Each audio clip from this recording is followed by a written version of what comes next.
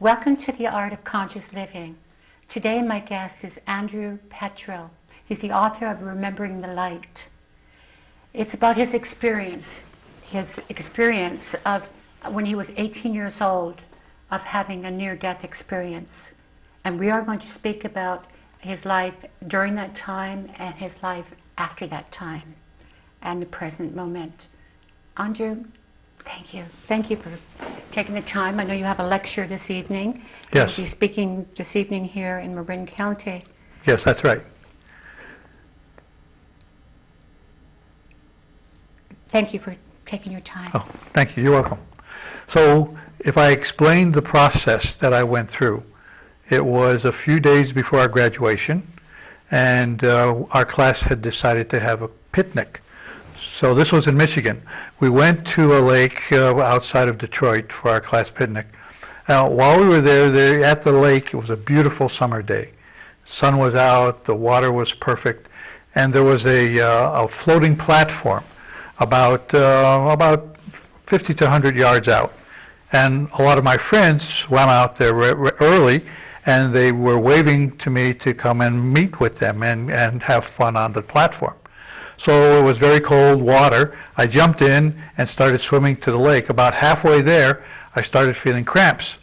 And I was cramps in the lower part of my abdominal area, and my legs were cramping up. And all of a sudden, I couldn't kick anymore. And I started to sink. So now I'm sinking, and I'm flapping around, and all of a sudden water is coming in my mouth, down my nose, starting to fill my lungs. I'm trying to scream out, but I can't make any sound because I'm bobbing up and down in the water. And then finally I get one chance to look up, and I scan, and I can see the floating dock, and they're waving at me. They think we're playing a drowning game. Well, it's not a game for me. I'm really drowning. And that's the last time I saw anything. Then I started to fall deeper and deeper into the lake, and all of a sudden I felt some slimy things at my feet, and those were the weeds at the bottom of the lake. By this time it was so dark I couldn't see. And I sank into the bottom of the lake, filled with muck and mud, and I was in a sitting position when I hit bottom. So I used my hands to try to push myself up, and they got stuck. Now I'm there, stuck in the bottom of the lake, freezing cold water, because it's Michigan and it's June, just the beginning of the season, and I'm shaking from the frigid water so bad that I can't control anything. And all of a sudden I hear a voice in my head, and the voice says, "Andy, stop for just a minute. You need to rest." And I said back to the voice, I'm almost talking to myself now, "No, I can't rest. I need one more breath of air, just one breath of air. That's all I really want." And the voice says, "If you just stop for a minute, you can then continue on with the struggle." And so I said, "Okay, all right, I'll stop." And the minute I said, "Okay, I'll stop," I popped out of my body, and I went into a tunnel. As I entered the tunnel, I turned around to look back, and I could see my body stuck in the mud at the bottom of the lake. And I wondered, how could that be? Because I'm not there. I'm here in this tunnel. And I looked upward towards the tunnel, and I saw this bright light, and it was so light, it was like 1,000 suns all exploding at the same time. And I remember saying, that should be burning my retinas out. But it was so bright, I didn't even blink. I could just look at it, and it drew me in like a gentle magnet, pulling me down the tunnel. And as I got about halfway down the tunnel from where the light was, I immediately popped into a big giant sphere.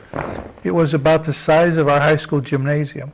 And I'm hovering in the sphere, in the center of the sphere, with a light next to me, and all around in every direction, top, bottom, right, left, were motion pictures of me, of my life and my lives, and all the things that went on through years and years of living.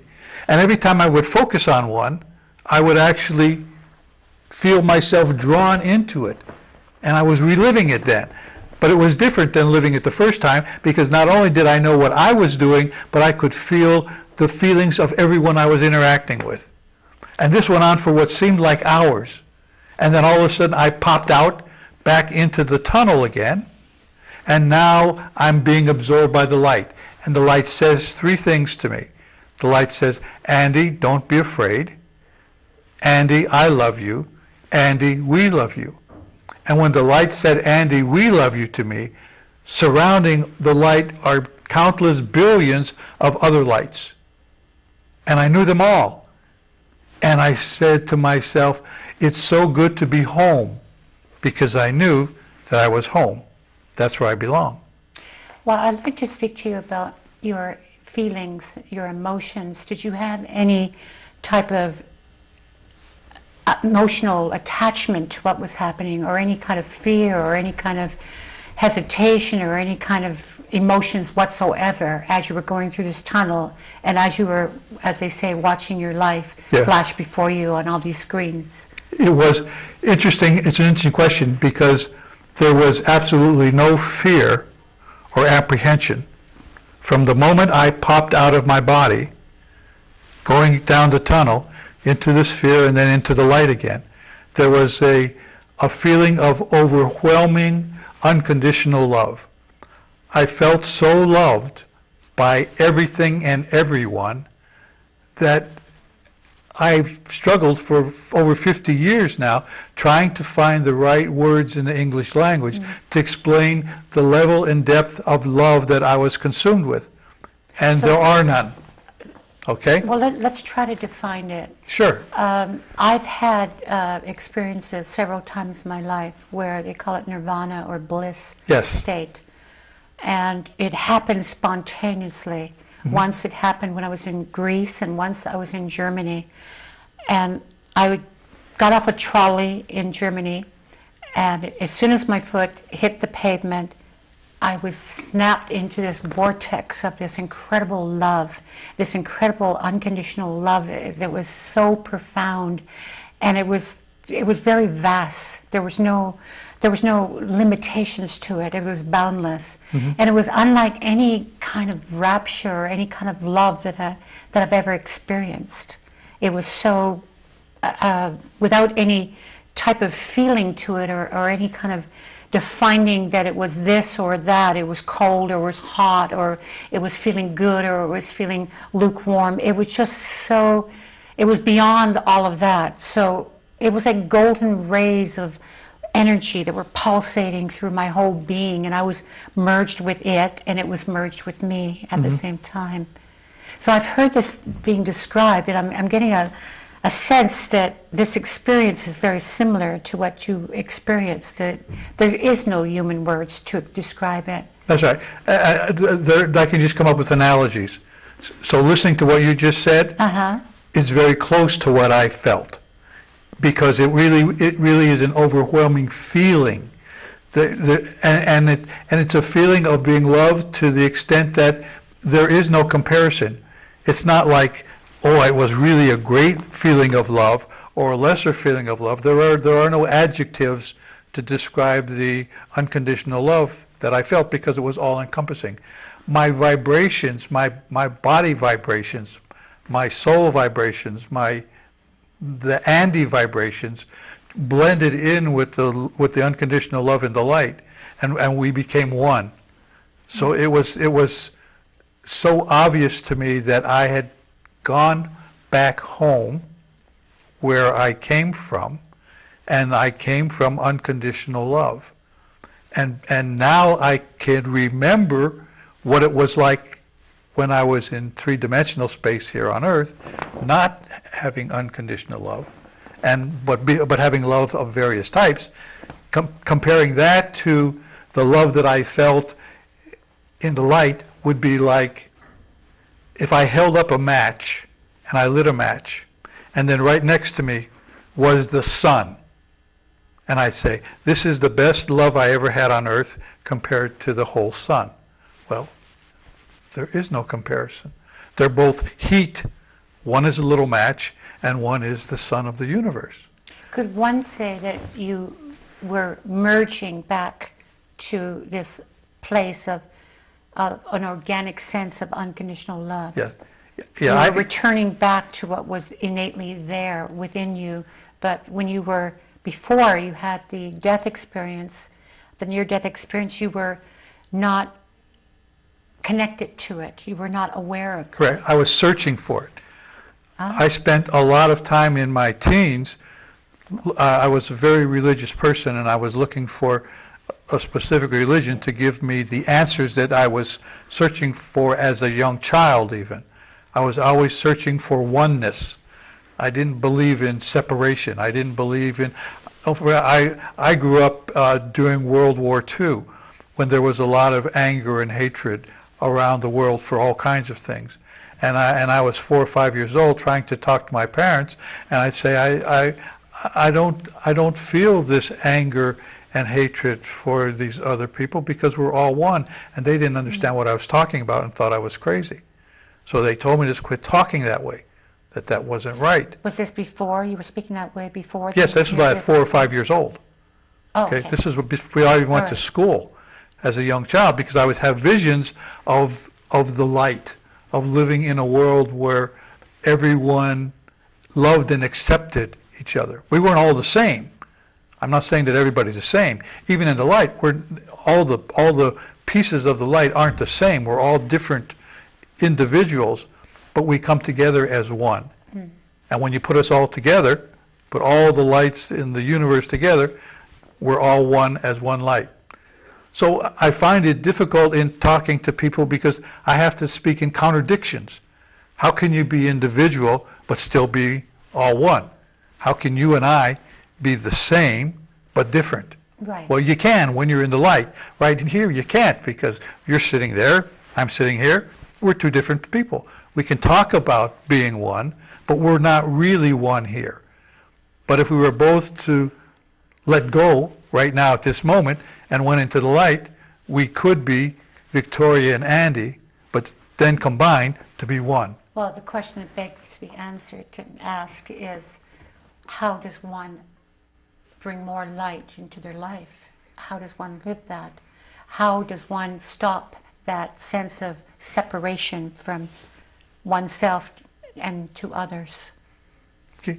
For me, since I have had the privilege of remembering being in the light and remembering what it was like there as compared to when I was told to come back, because I didn't want to come back.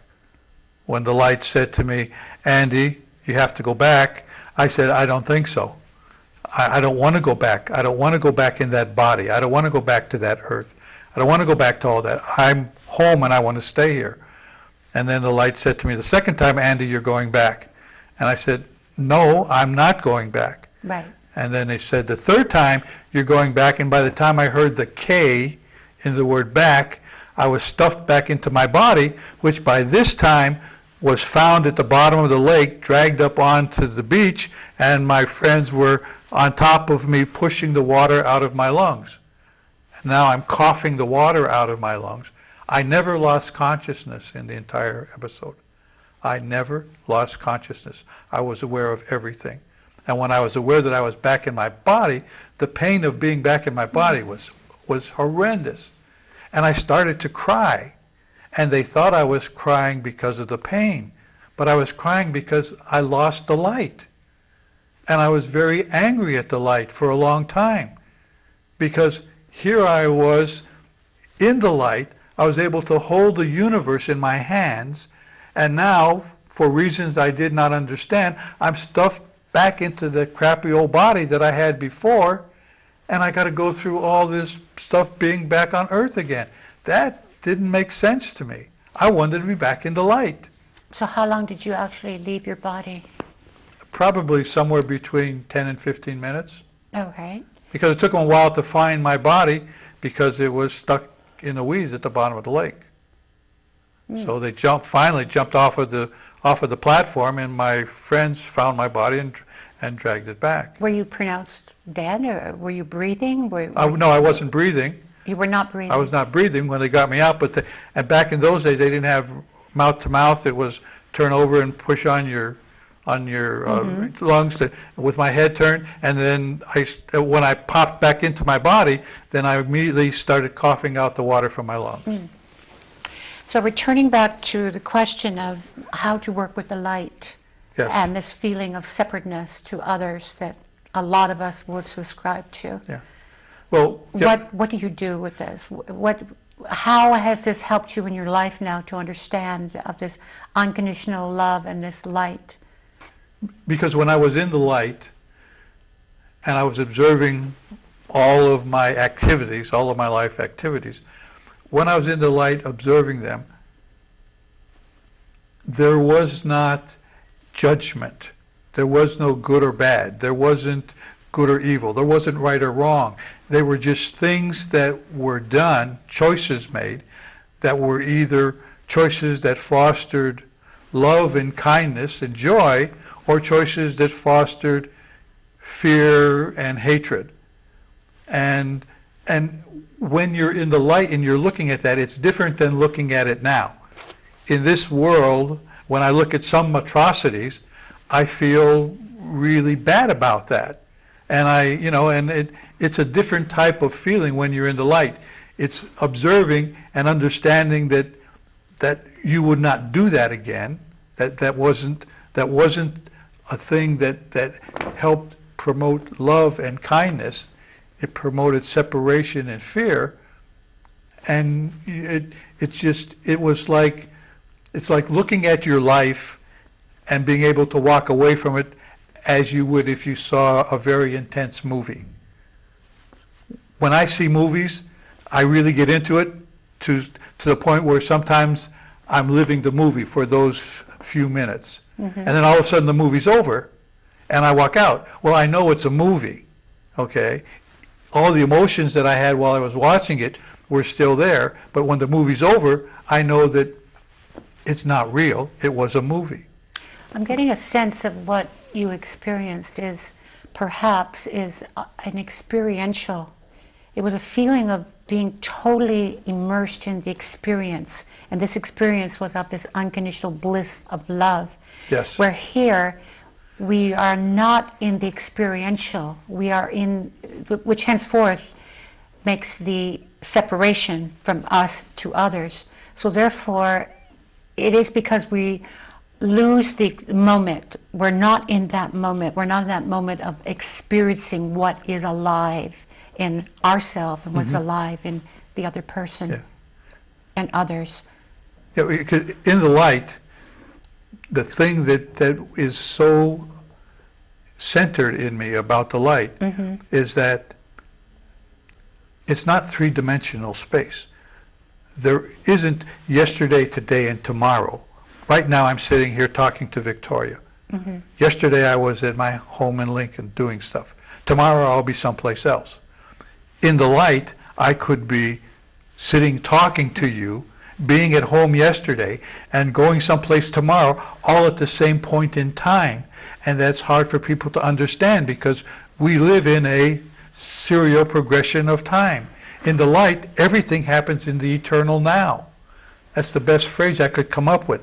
The eternal now is everything that has happened, will happen, could happen, did happen, is all at the same point in time using English language of the point in time. Yes. Andrew, you recently published your book, Remembering the Light. Yes. And you did it in a very interesting way, through the way of describing it through poetry. Yes. Instead of having it as a narrative, descriptive sense as others have done. Correct. And I would like to know, basically after what happened, when this near-death experience happened, did it change you immediately? Did you embrace it? And how many years after what effect did it have on you? Okay. All right. This happened in 1955. Yes. In 1955, the phrase near-death experience didn't exist. Nobody even knew what that meant, what that was. So, first of all, here I am, a religious person who has experienced something that would be spiritual, if not religious. My personal problem was that none of my religious experiences were there. I was with the light. There was no judgment, there was no hell, there was no good and bad, there was no big tally in the sky. There was just the light absorbing me and consuming me with unconditional love, in which I was able to consume and absorb everyone else with unconditional love. So that I didn't know what that meant. I didn't understand it. So I spent 25 years like a nomad, roaming the earth, trying to figure out I don't know what to do. I thought I was crazy. I thought if I ever told anybody about this, that I would be locked up in a room with rubber walls and be there for the rest of my life. So I never spoke of it for over 25 years. I spoke to others with a similar experience or the same experience, and they have a sense of a lot of guilt and a lot of shame and a lot of that they cannot talk about it. This is completely taboo. Yeah. See, I had a similar thing at that time while I was going through it, because mine was fear-based. I thought if I tell anybody about this and they find out, somebody's going to get a hold of me and say, you're crazy, you can't have, that doesn't make sense, it's against everything that you ever experienced before you had that near-death experience, okay? So we're going to put you away. So in order to do that, I said, well, I'm searching. I got to find out. I became a fanatic. I picked up every book I could read on anything that was spiritual to try to see if it made sense. I investigated all various religions. I went into the seminary. I was going to be a priest, but I left a year before my vows because that couldn't do it. I still didn't know what to do. So then I went and did just the opposite, and I joined the Marine Corps, and I went away for years in the Marine Corps searching for something that I didn't know what it was. Always searching, never finding anything. Always distressed until some 20, 25 years later, I pick up this book called, by Raymond Moody, Life After Life.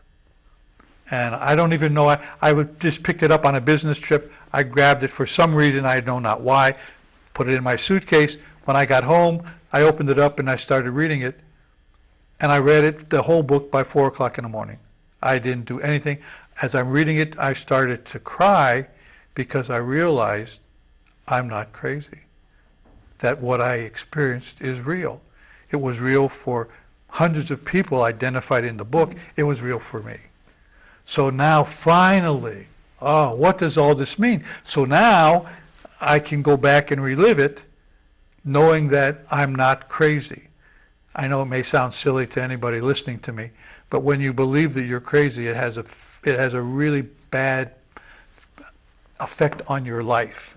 You're making choices that don't make sense because you don't know what you're doing. At what point in time in your life did you come across this book and start the process of acceptance?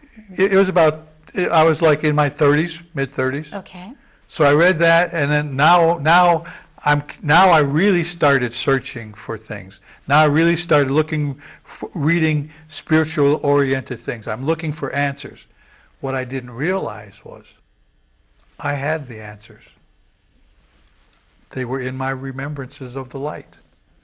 And then a strange thing happened to me that I haven't heard happen to anybody else with a near-death experience, is that I started waking up in the middle of the night, about 2 o'clock in the morning, with these words and images spinning around in my head over and over again, over and over again. Separation, separation, separation. Oh, vibrations, vibrations, vibrations. Love, love, love, joy. And I couldn't fall asleep. And so I would get up, go to the den, turn the light on, grab a pen and pencil. I was very quiet, so I wouldn't wake anybody else up in the house. And for an hour, I would write down a poem. And after an hour, I'd finish it, go back to bed, wake up a few hours later, pick it up and say, that's not bad. I wonder who did that. Because I didn't really remember writing it. I knew that I wrote it, but if you were to ask me right now, Andy, write a poem, I couldn't do Roses Are Red, Violets Are Blue. I'm not a writer. So I finally realized that I wasn't writing the poem. The poems were an attempt from the light to allow me to find another way to explain what I felt in the light, to describe unconditional love through poetry, so that others could have some glimpse into the light that I had. Well, this is a perfect moment for you to read one of your favorite poems from your book, Remembering the Light. Okay. Yes, I just happen to have it here. Yes, you do. Remembering the Light. Okay, the poem is, let me see, okay. It comes from chapter 2, which is called Remembering Eternity. So let me just briefly read the introduction to it. Yes. It's called prosody because every one of my poems has a prose introduction to it, so that you just don't jump into the poetry. You have some idea of what it's about. So this says, remembering eternity.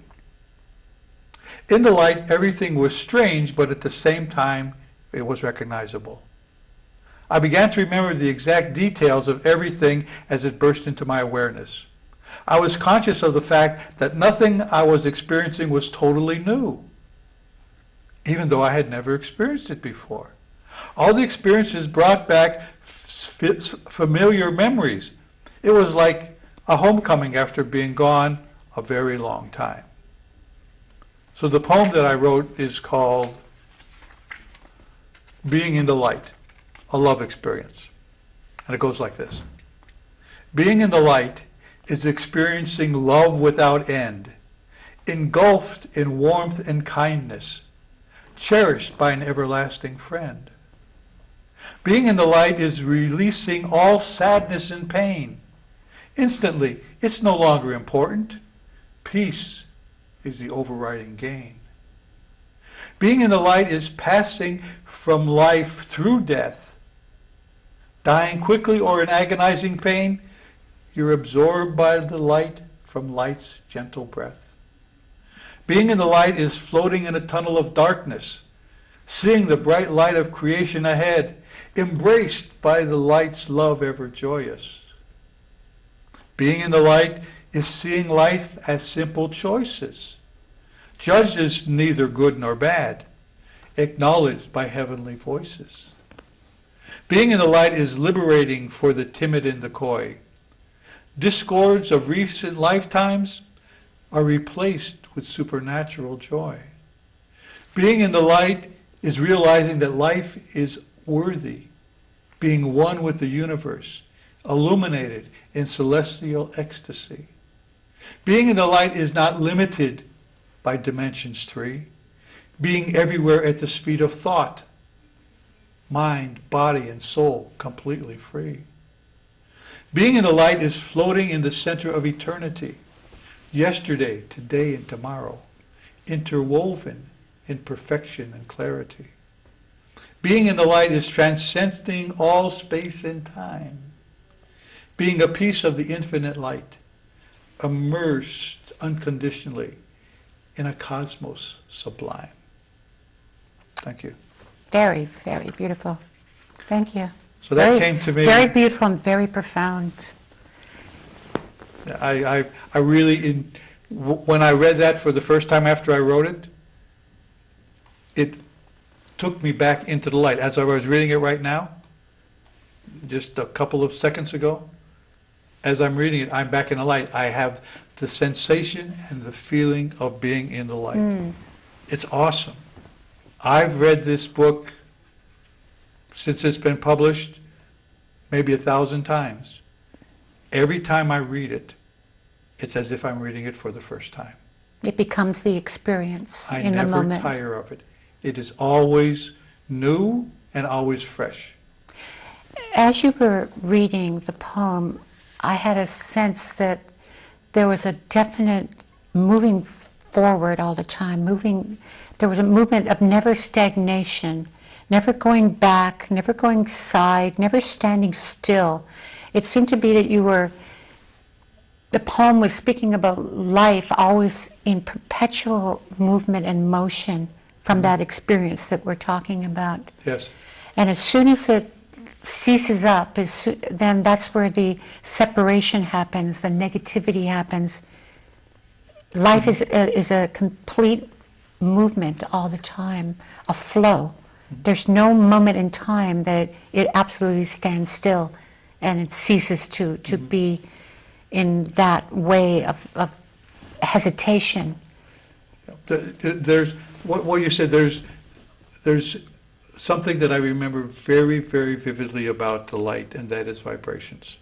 Vibrations, vibrations, vibrations. I have a short poem in here on vibrations. Could I read it? Because it flows right in what you said. That life never stops, never slows down. It's always moving.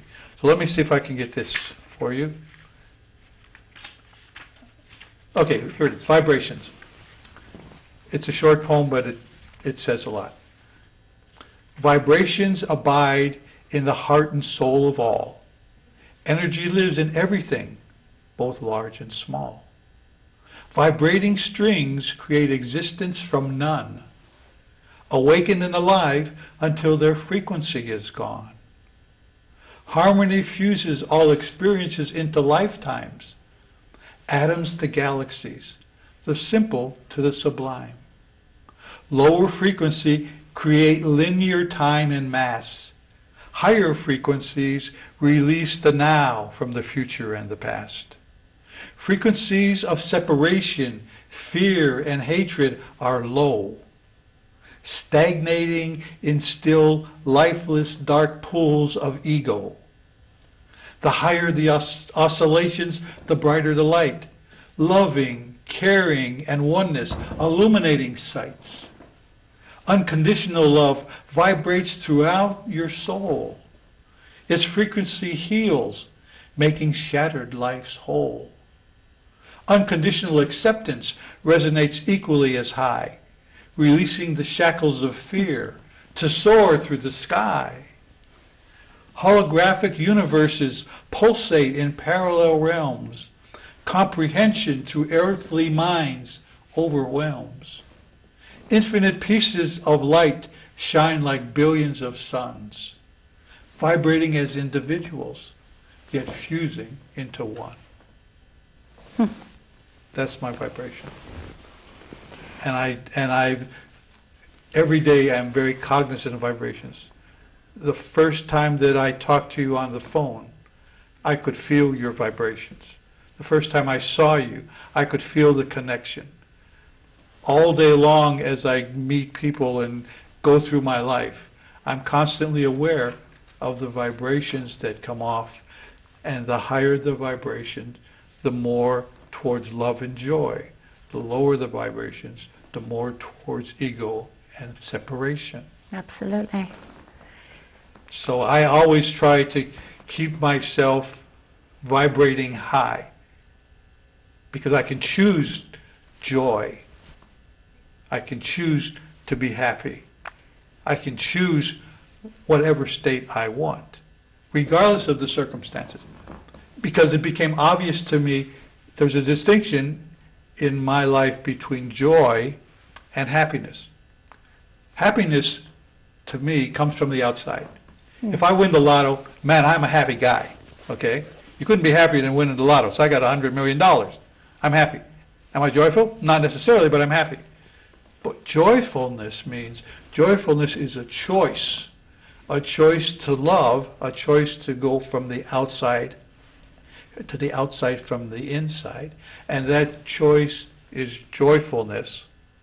And I choose to be joyful, because I have control over joyful. I can't control happiness. I accept it if I have it. If I don't, I don't. But I'm always joyful because I'm the one who chooses to be joy. And I use my daily experiences to be joyful. And I find that something as simple as being pleasant to a waitress at a restaurant who's got a hard life to live, doing her thing, and I go out of my way to make that person feel good about her position and her serving. I feel really good at the end of a meal because I've tried to make that person who I've come in contact with, probably once and never again, feel good about herself and feel good about the process of what she's doing. That brings me joy. Because in the process of energy and unconditional love, you're contributing. You're not extracting or detracting or subtracting from the experience. You're contributing to it. I'd like to speak about energy. As you were reading the poem, I've had several experiences of this bliss energy, and I felt a vortex of energy, and I'm very, very sensitive. I was born with a way to be able to be very, very akin to knowing and feeling energy all my life. So this vortex of energy, I'm always aware of it around me, So when you're describing this vibration, I actually can see it.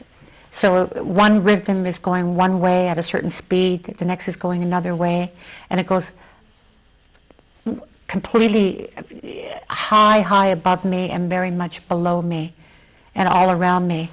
And I see that with everybody has that. It's a vortex of energy. And when you are tapped and not into that energy and you're disconnected from it, it's basically vibrates and it basically brings you to this low vibrational energy. Yes. So when you are aware of it and allowing it and connect it to your higher self, then everything is completely in balance. Mm-hmm. And it's as easy as that. Yeah. There's an alignment of effortlessness to it. I woke up one night with this thought running through me of saying, who am I? Who am I? Who am I? And I got up and I wrote a poem about who I am. Okay?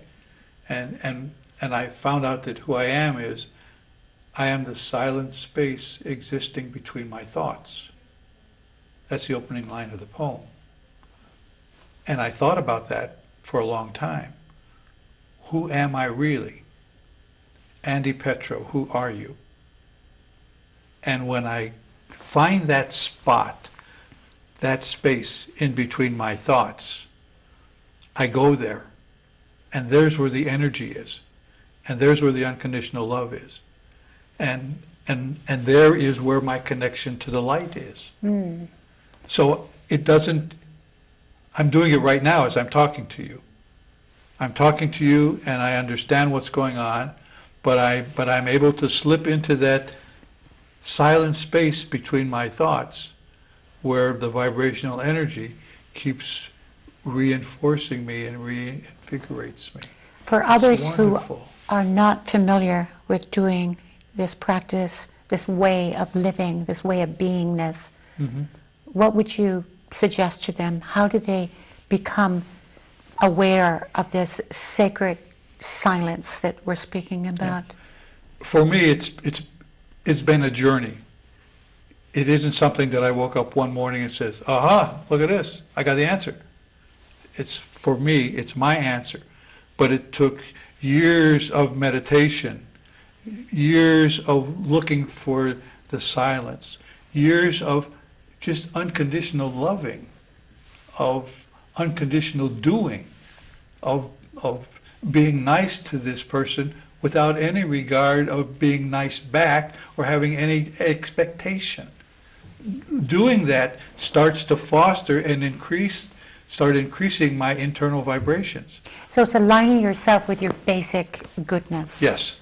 Nothing more complicated than that others can do right away. Yes. They're basically, we have nasty thoughts, we have good thoughts, we have bad thoughts. Where do we want to put our attention? Right. What do we want our life to be? We have decisions to make all the time about this. Yes. Nothing is random, nothing is unconscious. Nothing's uncontrollable. I mean, it could be uncontrollable. I could be walking out of the studio today and get hit by a car. I can't control that, but I can control what I think about. I can control the fact that I choose to be aware of what I'm doing, aware of my thoughts.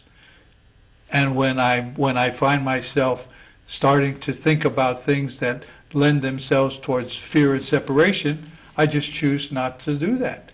It's not good or bad, it's just a choice that doesn't do anything for me. So you're training the mind, basically. Yes.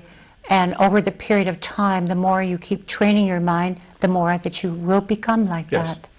Yeah, I've been doing this consciously, focusing on awareness, being aware of what am I thinking, what am I doing. And I'm never from the judgmental side. When I was very religious and everything was black or white and judgmental, that didn't do anything for me. So therefore that didn't work for me. If it doesn't work for you, don't do it. If it works for somebody else, that's fine. It didn't work for me. What works for me is the ability on my own, without any input from anybody else, I know what's right and what's not. I know what's loving and what isn't. I know what to say to you to help you feel good about yourself without expecting anything back in return. And the more often I do it, the less I expect back in return. With low expectations or no expectations, it's freeing. It's like I just lost 100 pounds. It's like I'm starting to float now because I'm able to do things without expecting anything in return. And that starts to give me feelings of being back into light with unconditional love, because unconditional love never expects anything back. Absolutely. Unconditional love is a one-way street, because I found out that unconditional love comes from a magic bucket that's filled with love that never empties. Yeah, I'm giving too much love. Is it? No. Look, I look at it, it's full again. Take out some more love. No, it's full again. It's a little game I used to play with myself when I was young, because I thought I knew that I would never run out of love, because love comes from a magic bucket that never empties. Therefore, I can never love. There's no such thing as loving too much. Right. Well, let's define this magic bucket. It is about the more unconditional love you're giving, the more that you're receiving back in the most effortless way. Yes. They say that it's the giver. It's not the receiver. I mean, it's in the art of giving the love that you get. You give yourself so much. And that freedom that you're talking about, that is where the answers are. That's where all the release of all the negativity and all the grasping and all of the lower vibrational energies lie once you do that. I did another exercise too a number of years ago. I found this really very freeing. I found that from time to time I would think about someone in my past who at the time I judged as that person did me wrong, someone who hurt me, someone who cost me a lot of money, someone who in my evaluation wasn't a very nice person and wasn't, I thought he was a friend, but that friend turned his back on me, and I suffered from it. So one morning I got up thinking about this one person, and all of a sudden something hit. I said, stop. There was a voice inside me that said, Andy, why are you thinking about all the negative things that person did and how angry you are? Why don't you just let go? Why don't you just release it? Why don't you just unconditionally love him? I'm not saying he's going to be my very best friend. I'm going to call him up tomorrow. That's not what I'm talking about. I'm talking about unconditionally loving him in myself, so that when I think of him again, there's no negative energy connected to it. You see? When I think of him again, I think of him in an unconditional loving way, without any expectations. And therefore, what was causing negative energy for me now is producing positive energy, because I'm able to love him unconditionally.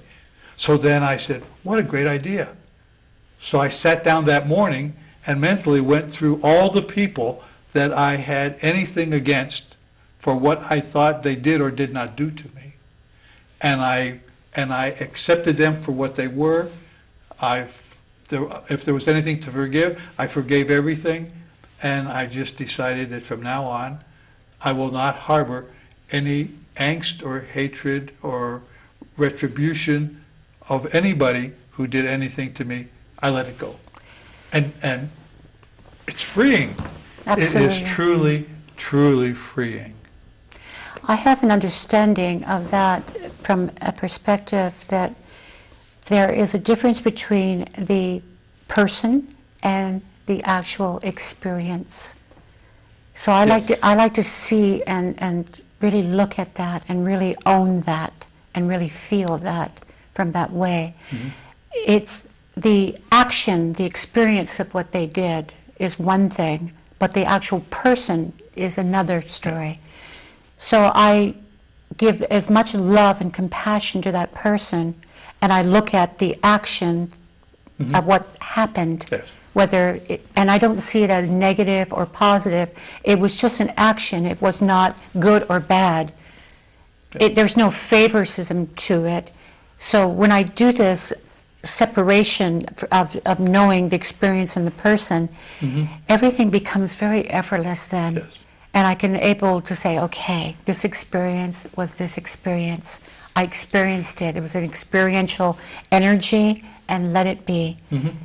And I hold no negativity to that person, because that person perhaps needed that experience.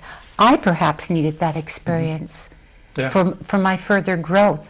So there's no time and place where I say, well, that is bad, this is good. That's henceforth where the separation is.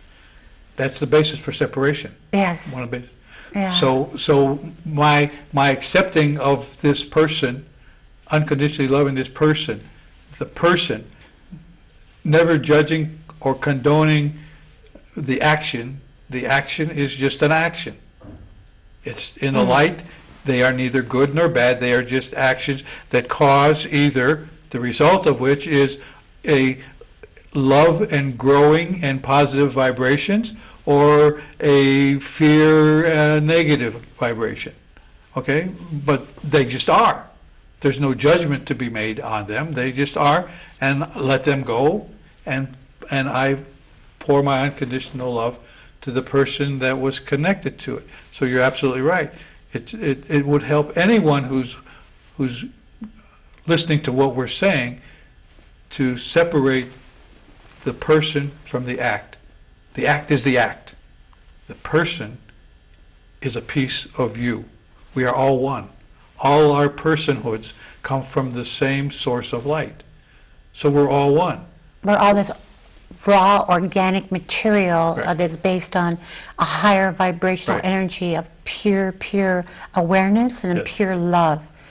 And when we start to say that action is us, that's where everything becomes soiled and not completely in truth. And if you look at the world today, where we're sitting at a great level of separation, okay, it's all because people are confusing the person with the act. And therefore we're angry at people when we should be loving those people, but of course never loving the act, understanding that the act is something that is not causing love.